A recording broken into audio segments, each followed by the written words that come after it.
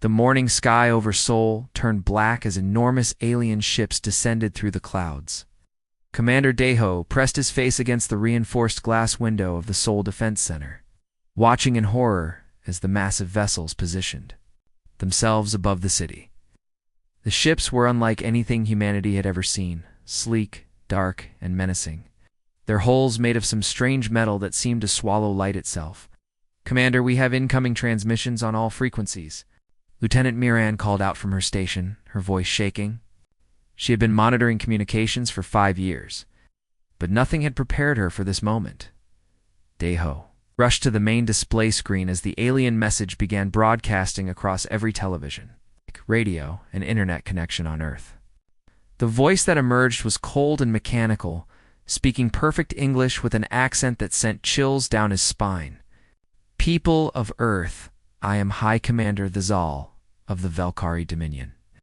Your world has been selected for integration into our empire. You have exactly 72 hours to surrender unconditionally. All military forces must stand down immediately. All world leaders must present themselves for processing. Resistance will result in the complete destruction of your species." The transmission ended abruptly, leaving the Seoul Defense Center in stunned silence. Daeho looked around at his team. Lieutenant Miran was staring at her screen in disbelief, while Technical Sergeant Borum was frantically typing commands into his computer, trying to establish contact with other military bases around the world. Within minutes, President Jinwoo's face appeared on the emergency communication screen. The president looked older than his 58 years, his usually calm demeanor replaced by barely controlled panic. "All military commanders, report to your emergency bunkers immediately," Jinwoo announced. "We are calling an emergency session with world leaders. This is not a drill." General Taman arrived at the Seoul bunker 30 minutes later, his uniform still wrinkled from being awakened at his home. He paced back and forth across the concrete floor as reports flooded in from military installations worldwide. The numbers were staggering and terrifying. 2,000 alien vessels confirmed over North America, reported Major Sung-hee from her post at the communications array. 3,000 over Europe, another 1,500 over Asia. "Sir, they're everywhere." Dr. Hyjin, one of Earth's most respected astrophysicists, had been rushed to the bunker to analyze the alien technology. She studied the energy readings on her portable equipment, her face growing paler with each calculation. "Dr. Minho, look at these power signatures," she whispered to her colleague, who had worked alongside her for 15 years at the Korean Space Research Institute. "Each of those ships is generating more energy than our largest nuclear power plants." Minho adjusted his thick glasses and leaned closer to the screen. "Are you saying what I think you're saying?" "Their technology is at least 300 years ahead of ours," Hyjin replied, her voice barely audible. "Maybe more. Our most advanced missiles would be like throwing rocks at a tank. Our nuclear weapons might not even penetrate their shields." Meanwhile, panic was spreading across the globe faster than any virus. In Seoul, people abandoned their cars on highways and ran toward subway stations, hoping the underground tunnels might offer some protection. Parents clutched their children tightly. As they pushed through crowds at train stations, store owners gave away food and water freely, knowing that money might become worthless within days. The alien ships remained motionless in the sky, their presence a constant reminder of humanity's helplessness. Occasionally, smaller scout vessels would detach from the main fleet and fly low over major cities, as if the aliens were cataloging their future conquest. General Taman received a call from his counterpart in Tokyo. "The aliens are scanning our military installations," reported General Yamamoto. "But they're not attacking. It's like they're taking inventory." "They're confident," Taman replied grimly. "They don't see us as a threat." In the underground bunker, President Jinwoo was connected to leaders from around the world via secure video link. The American president looked exhausted. The British Prime Minister was clearly struggling to maintain composure, and the Russian president was arguing loudly in his native language with his military advisors. "We need to consider all options," Jinwoo said during the emergency session. "Perhaps if we surrender immediately, they might show mercy to our civilian populations."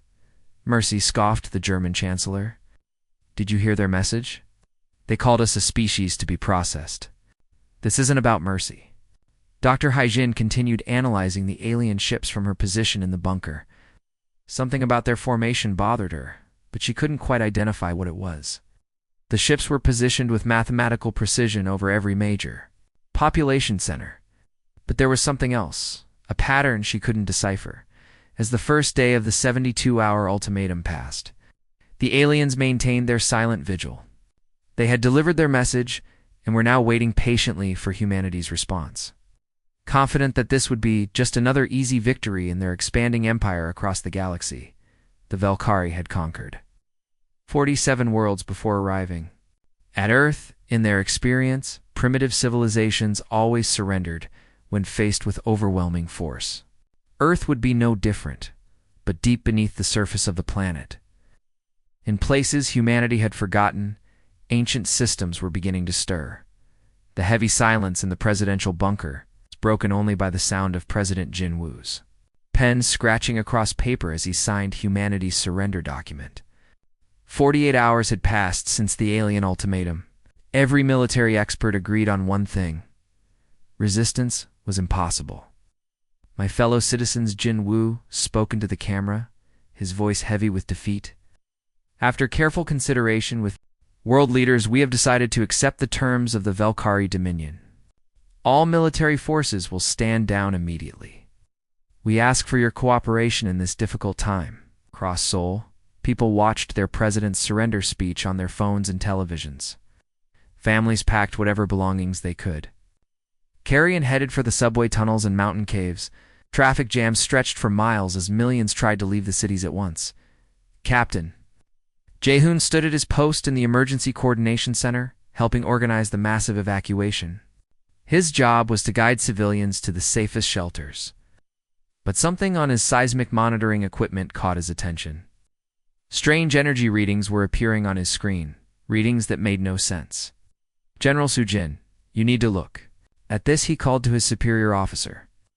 The readings showed massive energy signatures coming from deep underground, not just in one location, but dozens of places across the Korean peninsula. What am I looking at, Captain? General Sujin asked, studying the display with confusion. I don't know, ma'am. These energy sources are enormous, but they're coming from areas we thought were empty. Some of these readings are from 3 kilometers. Underground? Meanwhile, deep beneath Seoul, Dr. Soyoung was experiencing something that would change everything she believed about human history. She had been working in the classified research facility for 8 years, studying what government scientists believed were unusual rock formations. The facility was built around ancient caves that seemed too perfectly carved to be natural. But no one could explain their origin, as emergency power systems activated throughout the city. Something incredible happened in the underground facility. Computer screens that Dr. Soyoung had never seen before suddenly flickered to life. Symbols and text in a completely unknown language began scrolling across displays that emerged from what she had thought were solid rock walls. Professor Dongman, she shouted to her elderly mentor, who was examining similar phenomena on the other side of the chamber. Are you seeing this too? Professor Dongman had spent 35 years studying these underground formations, had always suspected they were more than natural caves.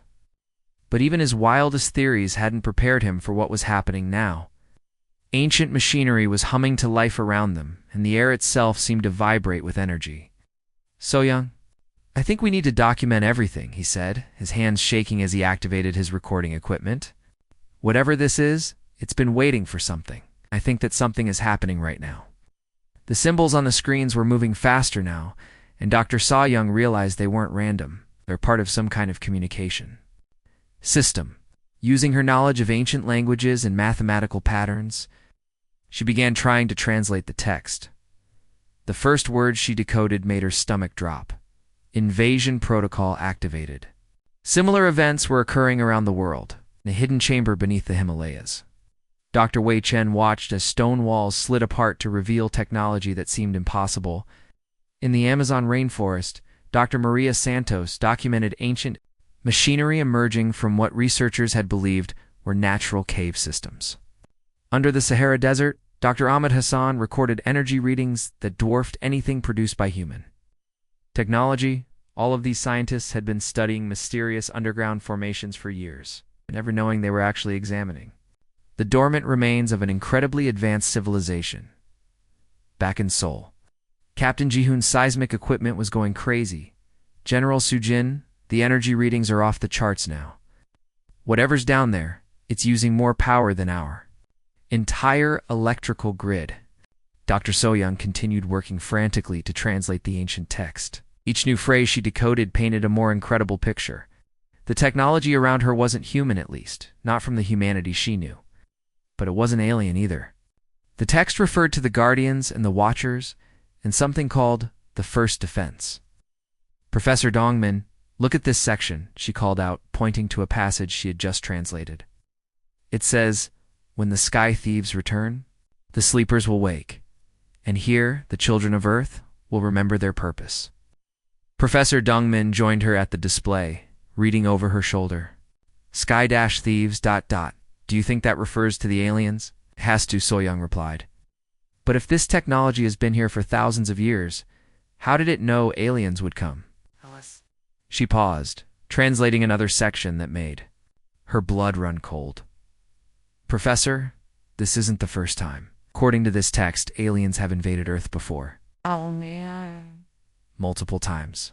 And each time this defense system activated to protect the planet, the implications were staggering. If the text was accurate, humanity had forgotten its own history. The people living on Earth's surface weren't the first advanced civilization to call this planet home. They were the descendants of survivors, living above the ruins of something far greater. As Dr. So-young continued reading, one phrase appeared. Repeatedly in the ancient text, the Guardians sleep until the sky burns red. Above them, the alien ships waited patiently, unaware that their arrival had awakened something that had been sleeping for millennia. The digital clock in the Seoul Defense Center showed exactly 12 p.m. when High Commander Vexal's voice echoed across the alien fleet. The 72-hour deadline had expired, and humanity had chosen surrender over fight. Now it was time for the Valkyrie to demonstrate their power. Begin planetary cleansing, Vexal commanded from his flagship, floating high above the Korean peninsula. Target all major population centers. Show these primitives the price of delaying our schedule. Across the globe, thousands of alien ships powered up their primary weapons. Energy collectors that had been dormant during the waiting period now hummed with deadly force. The weapons were designed to crack planets open, turning mountains into dust and oceans into steam. The first wave of energy beams lanced down from orbit like spears of pure destruction. Each beam carried enough power to destroy an entire city in seconds. The people of Seoul looked up from their hiding places to see death falling from the sky in brilliant columns of white light. But something impossible happened. The energy beam struck an invisible barrier just above Earth's atmosphere and simply vanished. Not reflected, not deflected, absorbed completely, as if the planet itself was drinking the alien power. High Commander the Sol stared at his weapon displays in disbelief. Impossible. Increase power to maximum and fire again. The second wave of attacks was twice as powerful as the first. Energy beams that could have melted entire mountain ranges hammered against Earth's mysterious shield. Still, nothing reached the surface. Then the sky began to change. A soft red glow appeared at the edges of the atmosphere, growing brighter with each passing second. The aurora spread like blood across the heavens, visible even in the bright afternoon sun. People emerged from their shelters to stare up at the crimson sky, wondering if this was some new alien weapon, deep beneath Seoul. Oh.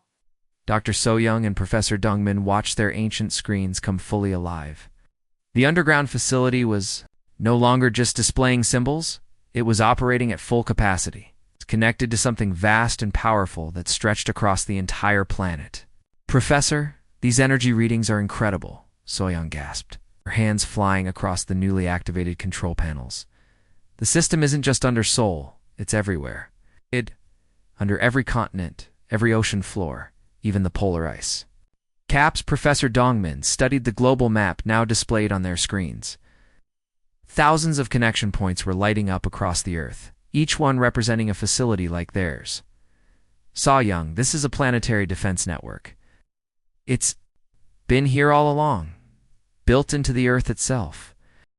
The red glow in the sky grew more intense as massive amounts of energy flowed through the ancient grid. The system was using Earth's magnetic field as a foundation, turning the entire planet into a single enormous shield generator. Captain Wu Jin was monitoring the situation from his post on the surface when his instruments detected something extraordinary happening in the oceans. General Su Jin, we have massive seismic activity on all ocean floors. Something is rising from the depths. General Su Jin rushed to his station and looked at the sonar readings. Structures the size of skyscrapers were emerging from ocean trenches. Around the world, they'd been hidden beneath miles of water and sediment, waiting for this moment. "What are those things, Captain?" she asked, though she suspected she already knew the answer. "They appear to be weapon platforms, ma'am. Dozens of them. No, hundreds. They're rising from every major ocean trench on the planet." The alien fleet above watched in growing alarm as Earth revealed its true nature. What they had thought was a defenseless world was actually a fortress that had been sleeping for thousands of years. In the underground facility, Dr. So Young was reading more of the ancient text as fast as she could translate it. Each new section revealed more incredible facts about Earth's hidden history. "Professor Dongman, according to this, the energy grid draws power directly from the planet's core," she reported, her voice filled with awe. "The entire system is self-sustaining. It can run for thousands of years without any maintenance." Ancient machinery around them was operating perfectly, despite being dormant for millennia. Generators that dwarfed anything modern humanity had ever built were spinning up to full power. Fed by energy from the Earth's molten center, High Commander Vexel tried every weapon in his arsenal against Earth's shield: plasma cannons, antimatter, bombs, gravity crushers. Nothing could penetrate the red barrier that now surrounded the planet. His tactical officers were reporting system failures across the fleet as their weapons overheated from constant firing.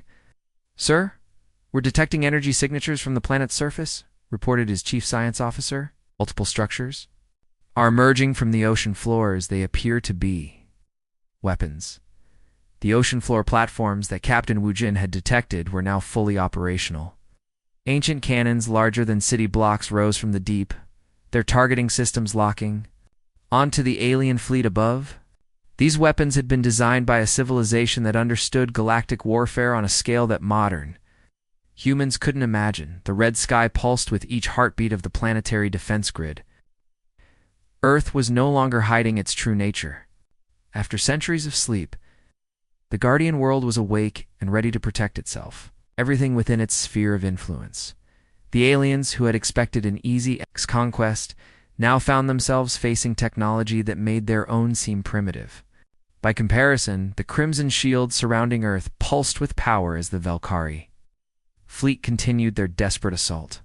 High Commander Vexal watched his tactical displays with growing horror as his most advanced weapons failed to even scratch the planetary barrier. But what happened next would shatter everything the aliens believed about this primitive world.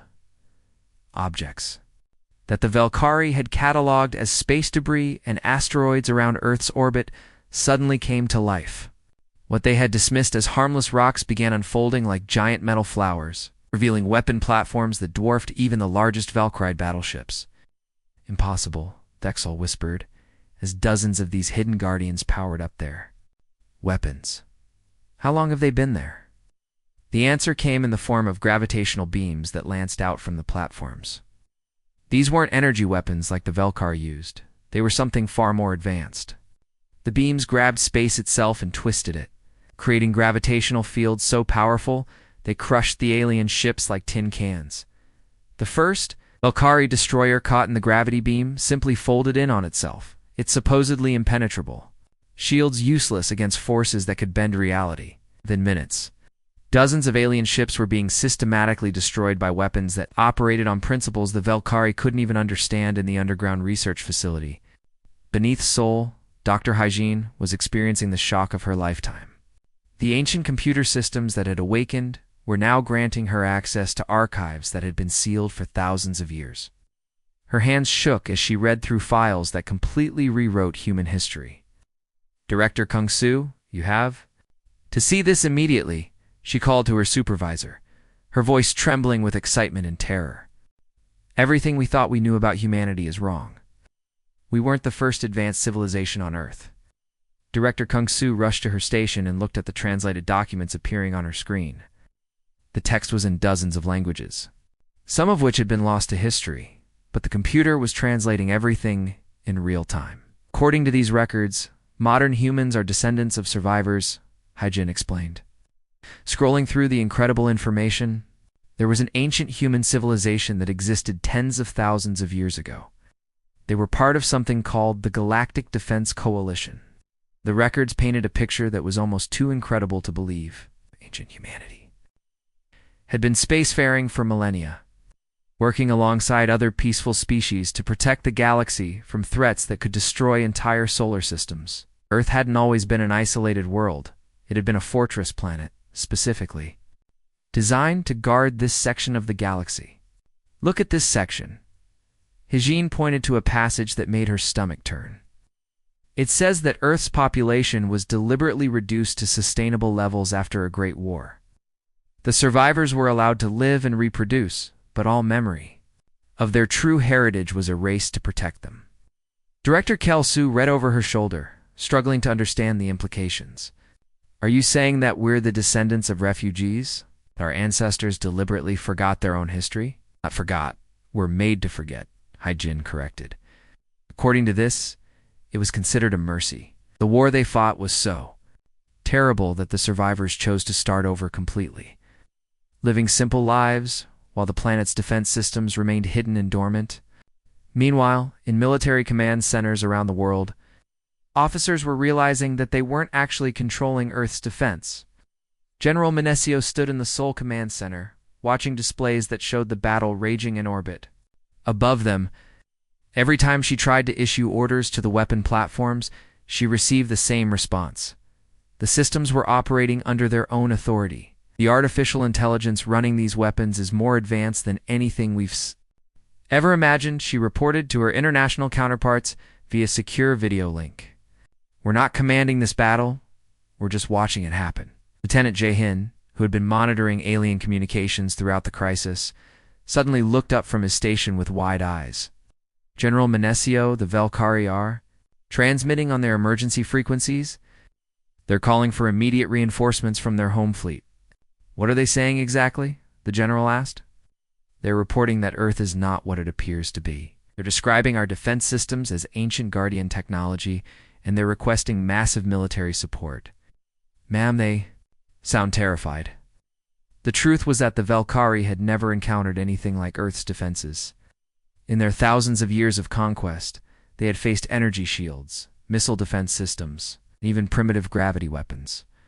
But Earth's systems were operating on a level of technology that was beyond their understanding. Captain Young-ho watched the battle from his post in the Seoul Command Center, tracking each alien ship as it was systematically destroyed by Earth's awakened guardians. The Valkyrie fleet that had terrorized dozens of worlds was being dismantled, piece by piece. We're not just defending ourselves, he realized, speaking to his fellow officers. We're taking back what was always ours. This planet, this solar system, it belongs to us by right. The ancient records that Dr. Haijin was reading confirmed this. Earth had been humanity's fortress world for millennia. Now that the defense systems were awake, were reclaiming their territory with ruthless efficiency. Above them, red sky pulsed with power as humanity's true heritage revealed itself to the galaxy once again. The mighty Valkyrie fleet that had conquered 47 worlds was dying in the cold vacuum of space around Earth. High Commander. The Sol watched from his flagship's bridge as another of his battleships was crushed by invisible gravitational forces. The ship folded in on itself like paper, its crew of 3,000 vanishing in an instant. Sir, we've lost 70% of the fleet, reported his tactical officer, her voice barely controlled panic. The Earth's weapons are using gravity itself as ammunition.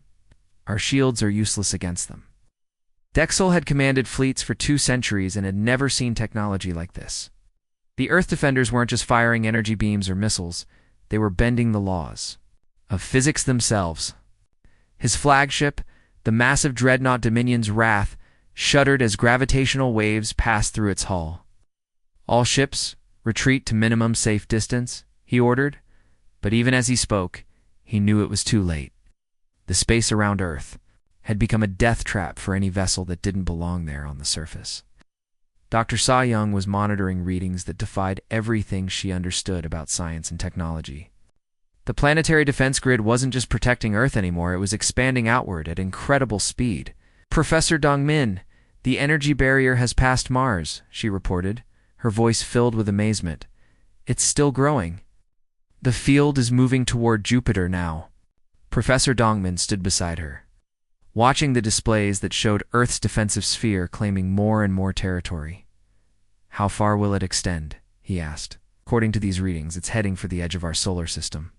So-Young replied, "Professor, I think Earth is claiming the entire solar system as protected space." The defensive field continued expanding until it reached beyond Pluto, encompassing every planet, moon, and asteroid in humanity's home system.